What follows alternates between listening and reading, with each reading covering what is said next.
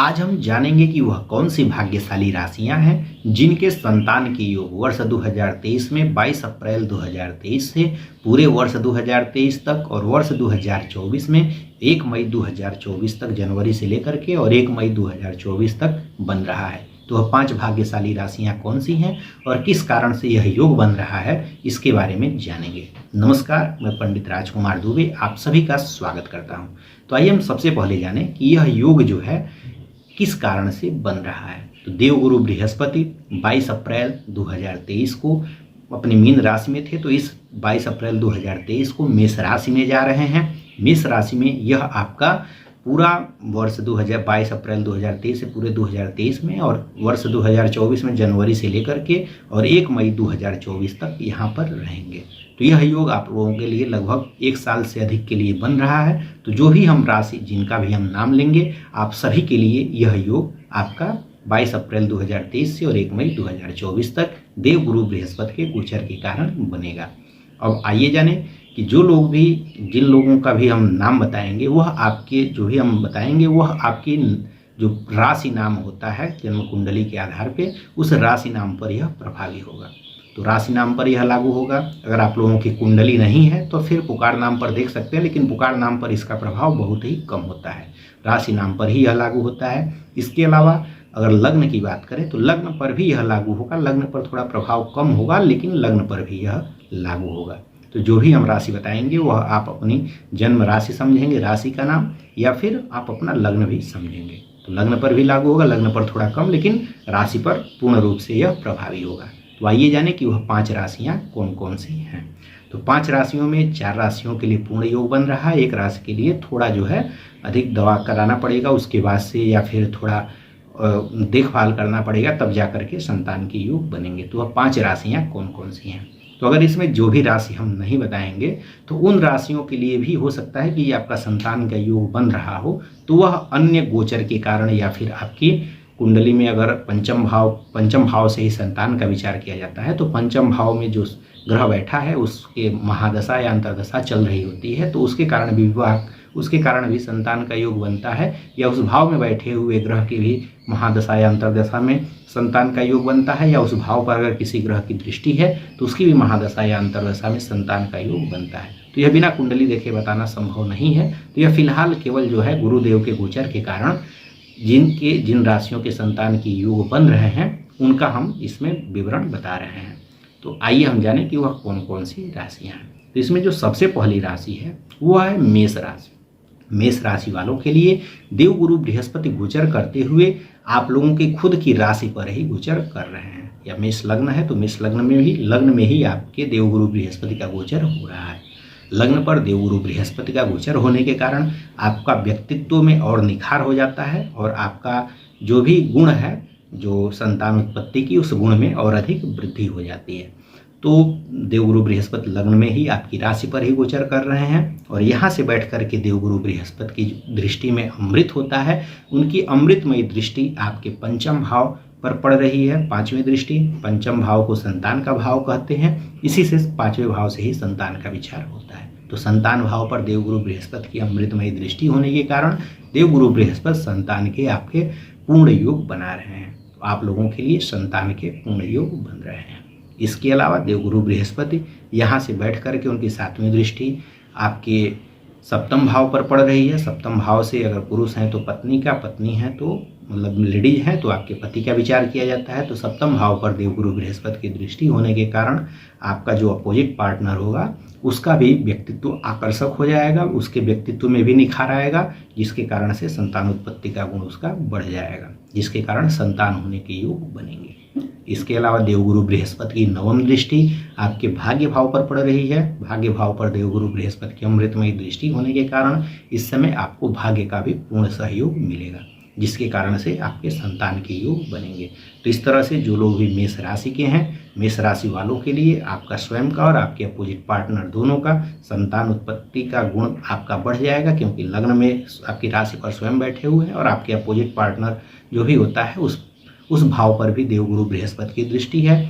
आपके पंचम भाव संतान भाव पर खुद देवगुरु बृहस्पति देख रहे हैं और आपके भाग्य का भी इस समय सहयोग मिलेगा। इस कारण से आप लोगों के लिए संतान का पूर्ण योग बन रहा है। इसके अलावा जो दूसरी राशि है वह है आपकी मिथुन राशि।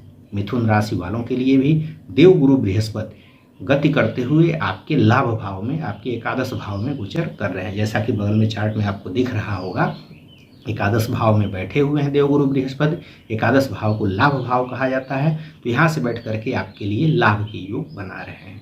तो आप लोगों को लाभ की प्राप्ति होगी। अब लाभ आपको क्या चाहिए? तो अगर आपको संतान चाहिए तो लाभ के रूप में आपको संतान की प्राप्ति हो सकती है। इसके अलावा यहाँ से बैठ करके देवगुरु बृहस्पति की जो 7वीं दृष्टि है वह आपके पंचम भाव पर पड़ रही है। पंचम भाव से संतान का विचार किया जाता है। तो संतान भाव पर देवगुरु बृहस्पति की अमृतमयी दृष्टि होने के कारण आप लोगों का संतान का पूर्ण योग बन रहा है। तो अगर आप लोग प्रयास करते हैं तो इस समय आप लोगों के संतान के योग बन रहे हैं। इसके अलावा देवगुरु बृहस्पति की जो 9वीं दृष्टि है वह आपके 7वें भाव पर पड़ रही है। 7वें भाव से आपके अपोजिट पार्टनर का विचार किया जाता है। पति है तो पत्नी का, पत्नी है तो आपके पति का विचार 7वें भाव से होता है। यहाँ पर देवगुरु बृहस्पति की दृष्टि होने के कारण जो आपका अपोजिट पार्टनर है उसका व्यक्तित्व और अधिक आकर्षक हो जाएगा और उसके संतान उत्पत्ति की क्षमता और अधिक बढ़ जाएगी, जिसके कारण से आप लोगों के संतान प्राप्ति के योग बनेंगे। तो इस तरह से मिथुन राशि वालों के लिए देवगुरु बृहस्पति के गोचर के कारण संतान होने के पूर्ण योग बन रहे हैं। इसके अलावा जो अगली जो राशि है वह है आपकी सिंह राशि। सिंह राशि वालों के लिए भी देवगुरु बृहस्पति के गोचर के कारण संतान होने के योग बन रहे हैं। अब किस कारण से बन रहे हैं? तो जो लोग भी सिंह राशि के हैं, सिंह राशि वालों के लिए देवगुरु बृहस्पति गति करते हुए आपके 9वें भाव, जिसे कि 9वें भाव को ही धर्म का भाव कहते हैं, आपके भाग्य का भाव कहा जाता है। तो धर्म का विचार, भाग्य का विचार 9वें भाव से ही किया जाता है। यहीं पर देवगुरु बृहस्पति की स्वयं बैठे हुए हैं। भाग्य भाव में देवगुरु बृहस्पति के बैठे होने के कारण इस समय आपको भाग्य का सहयोग मिलेगा। भाग्य का सहयोग होने के कारण आपका संतान का योग बनेगा।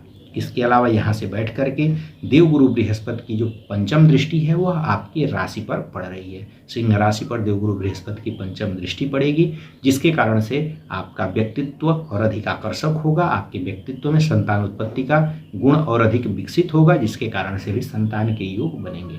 इसके अलावा यहाँ से बैठ करके देवगुरु बृहस्पति की जो 9वीं दृष्टि है वह आपके 5वें भाव पर पड़ती है। देवगुरु बृहस्पति की दृष्टि में अमृत होता है, तो उनकी 9वीं दृष्टि आपके जब 5वें भाव पर पड़ रही है तो उस कारण से आपके भी संतान के योग बनेंगे। 5वें भाव से ही संतान का विचार किया जाता है और संतान भाव पर देवगुरु बृहस्पति की दृष्टि पड़ रही है, अतः आपके संतान होने के पूर्ण योग बन रहे हैं।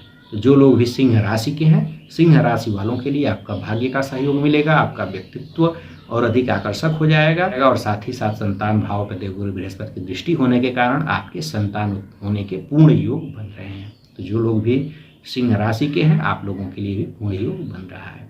इसके अलावा जो दूसरी राशि है वह है धनु राशि। धनु राशि वालों के लिए भी देवगुरु बृहस्पति गोचर करते हुए आप लोगों के 5वें भाव में ही गोचर कर रहे हैं। जैसा कि बगल में चार्ट में देख रहे होंगे, 5वें भाव में देवगुरु बृहस्पति इस बार 22 अप्रैल को आ जाएंगे और यहाँ पर बैठ करके 5वें भाव से संतान का विचार किया जाता है। तो संतान भाव में ही देवगुरु बृहस्पति बैठे हुए हैं। तो जब संतान भाव में बैठे हुए हैं तो इस कारण से आपके लिए संतान का योग देवगुरु बृहस्पति बनाएंगे। तो जो लोग भी धनु राशि के हैं, धनु राशि वालों के लिए भी देवगुरु बृहस्पति संतान के योग बना रहे हैं। इसके अलावा यहाँ से बैठ करके देवगुरु बृहस्पति की अमृतमय दृष्टि आपके भाग्य भाव पर 9वें भाव पर पड़ रही है, जिसके कारण से आपका भाग्य का सहयोग इस समय मिलेगा, जिस कारण आपके भाग्य के सहयोग होने के कारण आपको संतान के योग बनाएंगे। इसके अलावा यहाँ से बैठ करके देवगुरु बृहस्पति की जो 7वीं दृष्टि है वह आपके लाभ भाव पर पड़ रही है। लाभ भाव पर देवगुरु बृहस्पति की दृष्टि होने के कारण आपको लाभ की प्राप्ति होगी। लाभ के रूप में अगर आपको संतान चाहिए तो संतान ही आपको लाभ के रूप में प्राप्ति हो जाएगी। इसके अलावा देवगुरु बृहस्पति की जो 9वीं दृष्टि है वह आपके राशि पर ही पड़ेगी, धनु राशि पर ही पड़ेगी, या धनु लग्न है तो वहाँ पर पड़ेगी, जिसके कारण से आपका व्यक्तित्व आकर्षक हो जाएगा।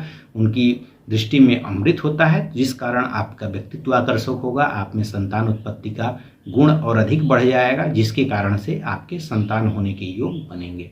तो जो लोग भी धनु राशि के हैं, धनु राशि वालों के लिए भी संतान होने के पूर्ण योग बन रहे हैं। संतान भाव में स्वयं बैठे हैं, उससे बन रहा है, भाग्य का सहयोग मिल रहा है, लाभ के रूप में प्राप्त हो सकता है और साथ ही साथ आपका व्यक्तित्व आकर्षक होगा, जिसके कारण से धनु राशि वालों के लिए भी संतान होने के पूर्ण योग बन रहे हैं। इस तरह से जो 4 राशियां हमने बताई, मेष राशि, मिथुन राशि, सिंह राशि और धनु राशि, इन चारों ही राशियों के लिए संतान होने के पूर्ण योग बन रहे हैं। इसके बाद जो 5वीं राशि है वह है तुला राशि। तुला राशि वालों को थोड़ा सा केयर आप लोगों को अधिक करना पड़ेगा, तब जाकर के आप लोगों के लिए भी संतान का योग बन रहा है। तुला राशि वालों के लिए देवगुरु बृहस्पति गोचर करते हुए आपके सप्तम भाव में आ रहे हैं। सप्तम भाव से आपके अपोजिट पार्टनर का विचार होता है, तो यहाँ पर बैठ करके देवगुरु बृहस्पति, अगर आप पति हैं तो आपकी पत्नी के लिए, या पत्नी है तो आपके पति के लिए, उसके व्यक्तित्व में आकर्षण बढ़ जाएगा, उसके व्यक्तित्व में संतान उत्पत्ति का गुण बढ़ जाएगा, जिसके कारण से आपके संतान होने के योग बनेंगे। इसके अलावा यहाँ से बैठ करके देवगुरु बृहस्पति की जो 7वीं दृष्टि है वह आपके लग्न पर पड़ेगी, आपकी राशि पर पड़ेगी, तो आपका भी व्यक्तित्व और अधिक आकर्षक होगा और आप में भी संतान उत्पत्ति के गुण बढ़ जाएंगे। तो दोनों लोगों में संतान उत्पत्ति का गुण बढ़ जाने के कारण आप लोगों के संतान होने के योग बनेंगे। इसके अलावा यहाँ से बैठ करके देवगुरु बृहस्पति की 5वीं दृष्टि आपके लाभ भाव पर पड़ रही है, एकादश भाव पर, जैसा कि बगल में चार्ट में देख रहे होंगे। तो आपको लाभ की प्राप्ति होगी। तो लाभ के रूप में अगर आपको संतान चाहिए तो आपको संतान की प्राप्ति हो जाएगी। तो इस तरह से सिंह राशि वालों के लिए भी देवगुरु बृहस्पति संतान का योग बना रहे हैं। इस तरह से मेष राशि, मिथुन राशि, सिंह राशि, धनु राशि और तुला राशि वालों के लिए संतान के योग 22 अप्रैल 2023 से और 1 मई 2024 तक बन रहा है। अगर इसमें आप लोगों की राशि नहीं है तो आप लोगों को घबराने की जरूरत नहीं है। आप लोगों को कुंडली दिखाना पड़ेगा। जैसे इसमें जिसकी राशि नहीं होगा उसमें भी बहुत से लोगों का योग बनेगा। जैसे पंचम भाव के अगर स्वामी की महादशा या अंतरदशा चल रही होती है, या उसमें बैठे हुए ग्रह की, या उस भाव पर अगर किसी ग्रह की दृष्टि है, अगर उसकी महादशा या अंतरदशा चल रही होती है, तब भी संतान होने का योग बनता है, जो कि बिना कुंडली देखे बताना संभव नहीं है।